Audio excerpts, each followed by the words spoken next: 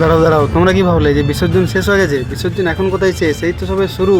এই তো কার্তিক পুজো সবে শেষ হয়েছে, বিসর্জন এখনো বহুত বাকি। তো আজকে আমাদের গ্রামে বিসর্জন, হ্যাঁ আমাদের গ্রামে কার্তিক বিসর্জন। তো আমাদের গ্রামে 3টি ঠাকুর হয়, ঠিক আছে? মানে ঠাকুর অনেকগুলোই হয়, কিন্তু নাম করা বা যেগুলো মানে কম্পিটিশান বলো যা বলো, 3টে ঠাকুর ভালো হয়। হ্যাঁ, এটা হচ্ছে আমাদের বাগানপাড়া বড় কার্তিক। হ্যাঁ, তো তোমরা দেখতেই পাচ্ছ যে কী পরিমাণে মানুষ এখানে জমায়েত হয়েছে। শুধু যে সোনামুখীর কার্তিক ঠাকুরই বিখ্যাত সেটাও নয়, আমাদের গ্রামেও কিন্তু কম কিছু নয়, ঠিক আছে?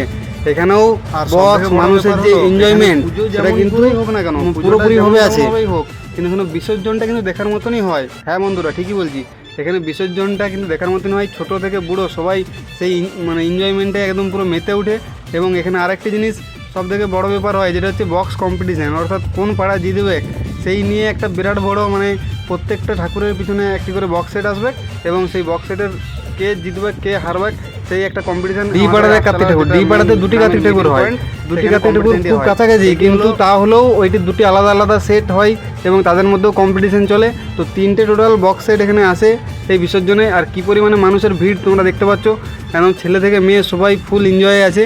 হ্যাঁ, কারণ সবাই এই এই এই দিনটার জন্য অপেক্ষা করে থাকে যে সারা বছরে একদিনই মানে নাচবো দিক থেকে বাগানপাড়া মানে এনজয় করে। ঠিক আছে, বিসর্জনের দিক থেকে কাউকে কমতে কিছু বলা যাবে না, ঠিক আছে? সবাই এক নম্বরে।